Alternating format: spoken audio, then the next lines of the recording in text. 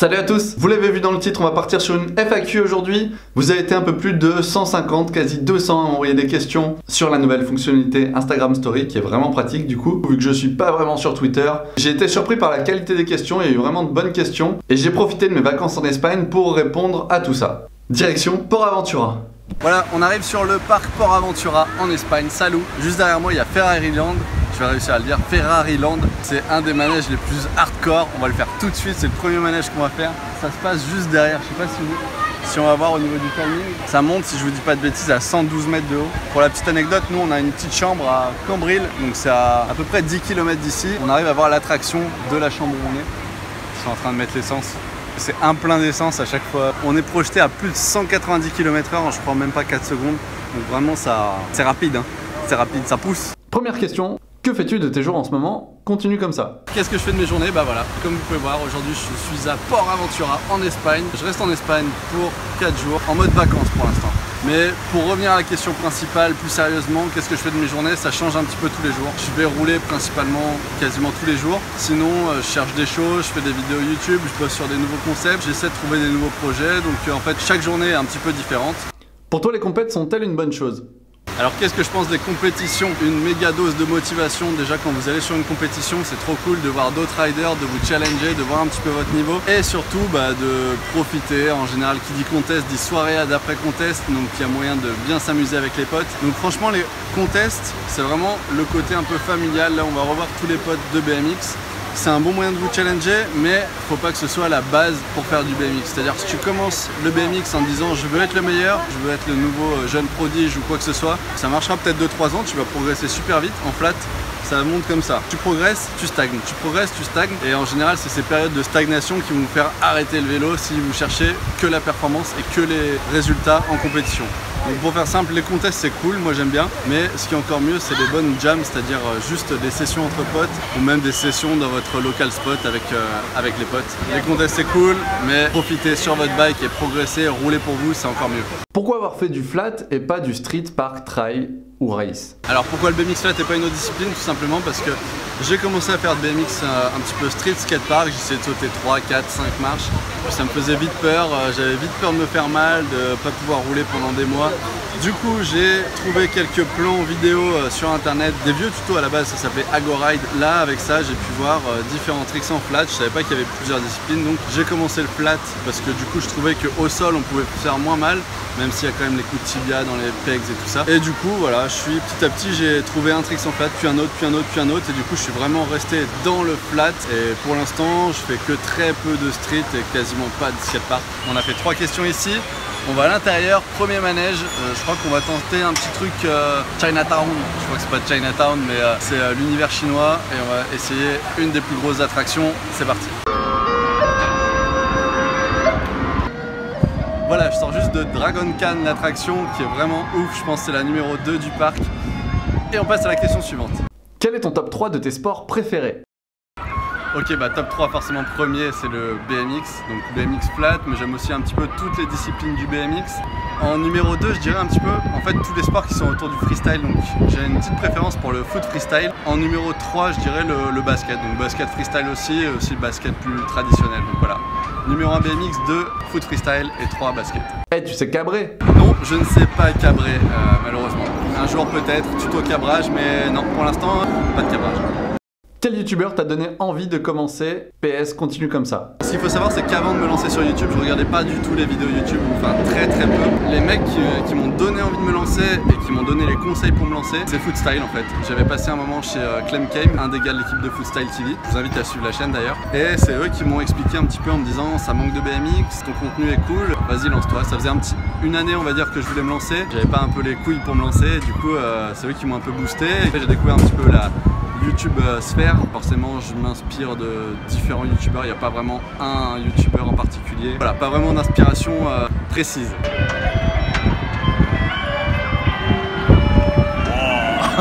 Ok, on enchaîne avec le Shambhala pour les 3 prochaines questions. A few moments later. Voilà, je sors juste du Shambhala, franchement c'est vraiment hardcore.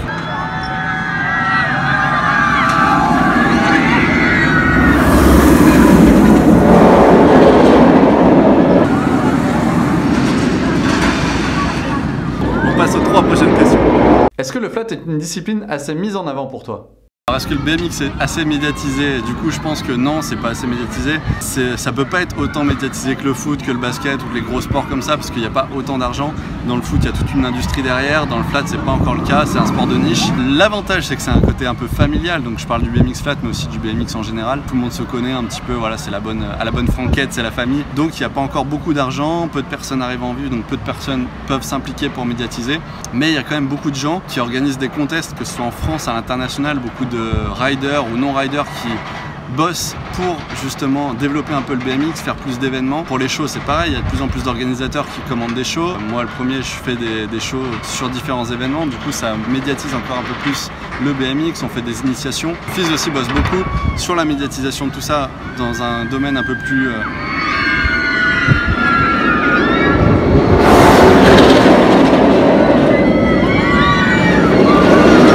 aussi beaucoup là-dessus, il y a l'UCI, il y a tout ce qui est en train de se mettre en place, le Fizz World, les championnats du monde.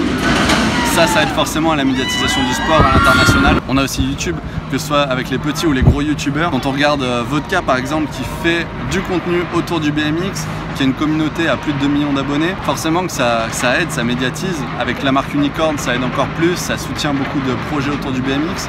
Donc je pense que le BMX n'est pas encore assez médiatisé, mais dans la phase quand même ascendante, donc c'est de mieux en mieux. Tu comptes changer de style de vidéo un peu ou toujours faire des vidéos BMX? Alors, est-ce que je veux faire d'autres contenus sur ma chaîne? Actuellement, je veux faire quand même beaucoup de BMX. Pourquoi? Parce que la plupart d'entre vous me suivent parce que je fais du BMX. Vous voulez voir des tricks, vous voulez voir des tutos, que ce soit tuto tricks, tuto atelier. Je fais aussi des reportages, je fais aussi des défis tricks. Donc pour l'instant, il y a beaucoup, on va dire majoritairement, que du BMX. J'ai déjà fait des vidéos avec un autre contenu.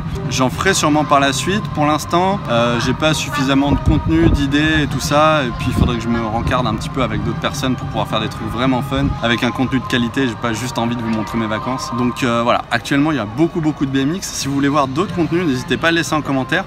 Comme ça je verrai que vous êtes de plus en plus nombreux à vouloir autre chose et je pourrais élargir un petit peu mon champ de vidéos. Mais pour l'instant ouais, ça va être principalement du BMX. Quelle est ta plus grosse blessure? Tu as eu du mal à relancer ton tricks sur lequel tu es tombé? Alors ma plus grosse blessure, c'est vrai qu'en BMX flat, on se blesse beaucoup moins qu'en skatepark. Donc des petites entorses, des petites choses comme ça, c'est pas bien méchant, ça dure 2-3 semaines. La plus grosse blessure que j'ai eue, c'est les ligaments croisés du genou, où là j'ai traîné ça pendant 2-3 ans. J'ai eu du mal à progresser pendant 2-3 ans, je me suis fait opérer et après ça va aller mieux, mais j'ai quand même passé 1 an à quasiment arrêter de rouler, à reprendre mes bases. Donc ouais, ça m'a bouffé un peu 4 ans de ma vie de rider quoi. On peut voir d'ailleurs la petite cicatrice. Mon genou tout blanc. Je sais pas si on voit. Si, ça va. Ah, et là. Voilà, donc la petite cicatrice des ligaments croisés. C'était vraiment dur, ça m'a un peu remis en question tout mon riding. Et forcément, du coup, la suite de la question, je crois que c'était est-ce que tu as eu peur de relancer le tricks? J'ai eu peur au moins autant que ça. Changement de décor, on passe aux prochaines questions. Du coup, on passe aux 3 prochaines questions.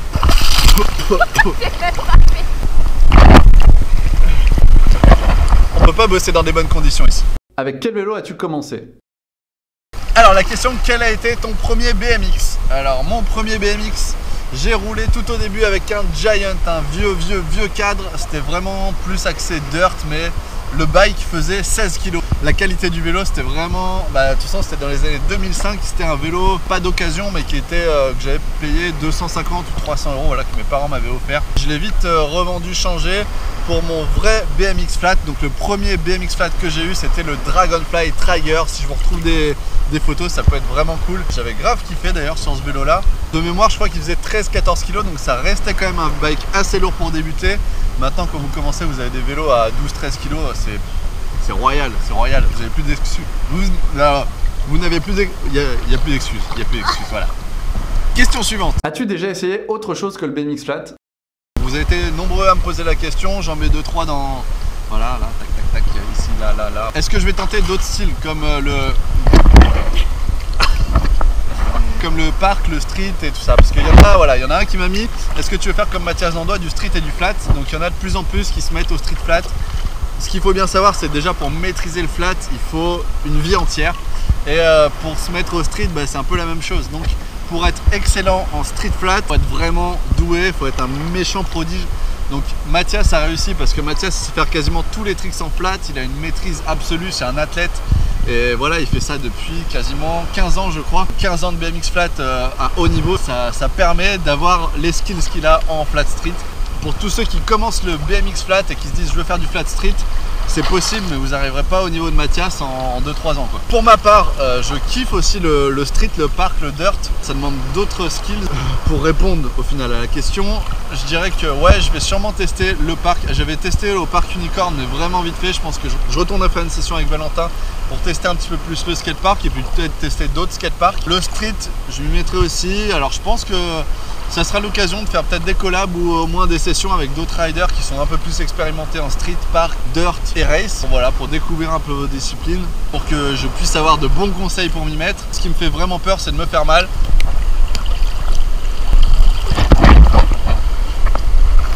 Et voilà, parce que si je me blesse, bah forcément je fais plus de show, je fais plus de compétition, je suis un peu moins sur le vélo, et étant donné que c'est ce qui me fait vivre, c'est un peu compliqué, donc ça met toujours un peu plus la pression. Du coup c'est une très bonne transition. La question suivante c'était: as-tu un métier à côté du BMX ou est-ce que tu vis de ton sport? Très bonne question. Alors jusque là, on va dire ça fait à peu près 2-3 ans que je roule en pro, enfin que je fais des contests en pro, que je fais pas mal de shows, où je suis rémunéré pour faire des shows. À côté de ça, on a forcément un peu peur de ne pas avoir de salaire et tout, de ne pas avoir de revenus à la fin du mois. Donc j'avais gardé un petit revenu fixe et j'étais en CDI chez Decathlon. Donc au rayon cycle, atelier. Donc oui, j'avais un contrat de 10 heures par semaine en CDI à Decathlon Mabille, donc à côté de chez moi, vers Rouen, que j'ai dû quitter en mars dernier parce que du coup j'avais un peu trop de shows, je partais en Australie, j'avais pas mal de projets qui se mettaient en place. Donc j'avais malheureusement plus le temps d'aller bosser là-bas. Du coup c'est bon pour moi, c'était bon signe, ça voulait dire que mes projets autour du BMX se développaient, donc que j'avais financièrement un petit peu plus les moyens de vivre de ça. Et je vous conseille forcément, si vous voulez vous mettre à fond, à 100% dans le BMX, vivre de ça, dans un premier temps, garder un emploi à côté, mettez des sous de côté parce qu'on ne sait jamais qu'est-ce qui peut arriver. Le meilleur conseil que je peux vous donner si vous êtes étudiant, c'est faites des études, passez des diplômes, ou en tout cas ayez les compétences pour bosser derrière, parce que le jour où ça s'arrête, il faut vous trouver un job. Donc voilà, la réponse à la question, je suis 100% pro rider, donc je fais que du BMX, je fais des compètes, des shows, et du coup je me mets petit à petit sur YouTube. Et là en ce moment je me baigne. Oh on va rien voir, mais... De retour en studio pour finir la série de questions, il m'en reste quelques-unes. Il y en a une petite dizaine très rapide et une ou deux où je prendrai un petit peu plus le temps de répondre, donc restez jusqu'à la fin. Forcément la question la plus importante et à la fin de la vidéo. C'est quand que tu viens à la maison pour faire ton portrait? Donc question de Jonathan Vael. C'était un des photographes du trip au Japon d'Unicorn. Allez checker son Insta, c'est blindé de photos vraiment folles. La réponse c'est quand tu veux mec. Combien de temps ça t'a pris pour arriver à un tel niveau? Alors j'ai commencé en 2005 donc... faites le calcul. Est-ce que tu comptes faire plus de tutos dans les semaines ou mois qui suivent? C'est prévu pour la rentrée, le retour des tutos. Là j'ai filmé pas mal de projets, pas mal de bonnes vidéos, donc je suis assez fier. Donc ça va tout sortir, une vidéo par semaine. Et dès que j'aurai un petit peu plus de temps, je vous calerai une deuxième vidéo dans la semaine avec du tuto, des tricks. Je vous oublie pas, promis. C'est quoi ton plus gros contest? Alors c'est difficile à dire, chaque contest est différent, mais je vais dire c'est le FIS. Et le meilleur moment c'est quand j'ai gagné en master au FIS à Montpellier. Voilà. À quand une rencontre abonnée sur Annecy? Alors je mets la question sur Annecy, mais vous êtes nombreux à m'avoir demandé une rencontre abonnée. Bon, on va être honnête, checker un peu le compteur d'abonnés, vous êtes un peu plus de 10 000, il n'y en a pas beaucoup qui sont vraiment actifs, qui seraient prêts à se déplacer. Donc actuellement, faire une rencontre abonnée, c'est pas vraiment bon délire. Donc autant faire ça dans quelques temps, si la communauté s'agrandit, ce que j'espère. Mais par contre, si vous voulez me voir sur les shows, il n'y a pas de souci. En général sur Instagram, je mets les publications, je dis où est-ce que je vais en show, en compétition. Et là, il n'y a pas de souci, je vous rencontre avec plaisir. Quand tu roules, tu flatules? Envisages-tu de faire une vidéo avec des youtubeurs qui sont dans d'autres milieux que le BMX, chanteurs, pros? Comme je disais, je suis ouvert à tout type de contenu, à tout type de collaboration, du moment que ça peut apporter un contenu de qualité et que ça corresponde à ce que j'aime aussi. Donc sur le principe, on va dire oui. Tu penses quoi de la marque Unicorn, ce qu'elle apporte et tout? Alors la marque Unicorn, il y a beaucoup de choses à dire. J'ai suivi le projet quasiment depuis le début où c'est un petit peu médiatisé. J'étais parti sur le premier trip où ils étaient allés à Grenoble, on avait fait quelques images. J'ai soutenu le projet depuis le début. Là actuellement il y a beaucoup plus de skatepark dans la team Unicorn. Je pense pas que Valentin soit fermé au retour d'un peu de flat. Pour parler de la marque en elle-même, déjà allez mater les vidéos de Valentin où il parle de la marque, il en parle mieux que moi. Mais je pense que c'est quelque chose d'assez fou qui est en train de se passer. La notoriété de Saint-Valentin permet de créer une grosse communauté très rapidement, de générer du budget autour de la vente de t-shirts. Tout le budget, ça permet forcément de créer des nouvelles collections, de payer des gens qui bossent pour la marque. Donc déjà, ça crée de l'emploi, c'est ouf. Mais en plus, le budget généré, ça permet d'être réinvesti dans le BMX. Donc sous forme de skatepark, sous forme de projet, sous forme de financement de contest. Et ça, c'est un budget que peu de marques ont. Ou en tout cas les grosses marques veulent pas forcément tout le temps réinjecter que pour le BMX ou réinjecter dans le milieu du freestyle. Le but d'une marque, c'est de faire du bénéfice. Donc ils vont réinjecter petit à petit sur quelques riders, mais je pense qu'il y a un vrai potentiel derrière Unicorn, donc la meilleure chose à faire, c'est de soutenir à fond les gars. Peut-on avoir le lien de la boutique Unicorn ? Bah écoute, la marque s'appelle Unicorn Wear Legends. Je pense que si tu tapes sur Google Unicorn Wear Legends, t'as des grandes chances de trouver. Comment as-tu fait pour avoir des binocles eyewear adaptés à ta vue? Alors je suis en partenariat avec Binocle Eyewear, ils me soutiennent déjà depuis un peu plus d'1 an. C'est des gars qui sont vraiment cool, j'ai appris à les connaître, je les avais rencontrés au FIS. Donc j'ai des binocles eyewear à ma vue, étant donné que voilà, j'ai des problèmes de vue, comme vous pouvez le remarquer. Et du coup, en termes de partenariat, ils m'avaient offert des binocles à ma vue. Mais je leur ai posé la question, c'est aussi possible, pour ceux qui ont des problèmes de vue et qui veulent des binocles, vous leur envoyez un message, tout simplement en mail, en demandant si c'est possible avec votre correction. Et voilà, normalement il n'y a pas de souci, ils peuvent vous faire des lunettes à votre vue. Forcément un peu plus cher étant donné qu'il y a le prix des verres, mais c'est possible. Donc allez checker Binocle Eyewear, c'est de la bonne cam. Dernière question. J'ai une question indiscrète, mais combien arrives-tu à gagner par mois en tant que pro?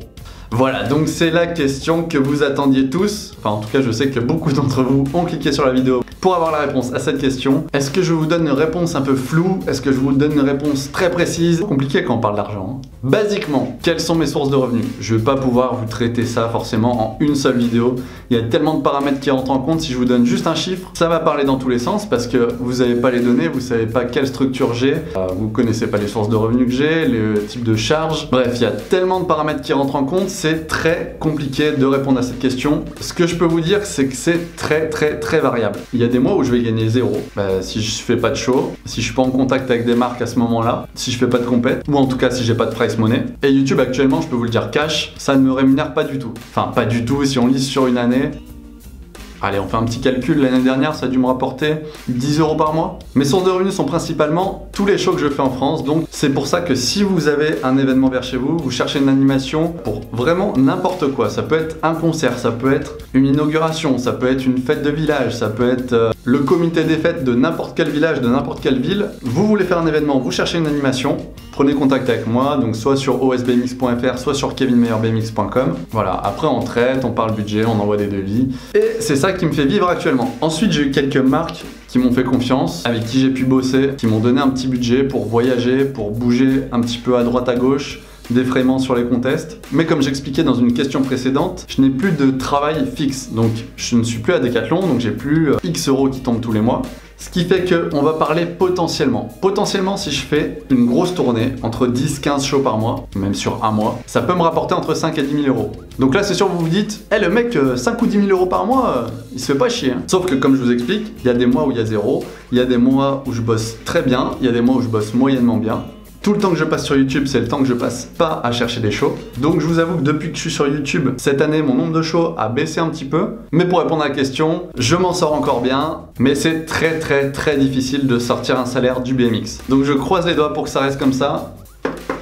Je touche du bois et je compte sur vous pour continuer à me soutenir, pour continuer à être de plus en plus nombreux sur la chaîne, pour m'envoyer de plus en plus de messages pour faire des shows vers chez vous. Comme ça, je peux continuer à vivre de ma passion et je peux continuer forcément à faire des vidéos. Parce que si demain, j'arrive plus à faire des shows, j'arrive plus à faire de vidéos YouTube, à prendre le temps pour faire ça parce que j'ai plus de revenus, je serai obligé pour manger de faire un petit 35 heures. Voilà, il n'y a rien de mal à bosser, mais je devrais forcément mettre de côté la chaîne YouTube, mettre de côté les shows, rouler un petit peu moins.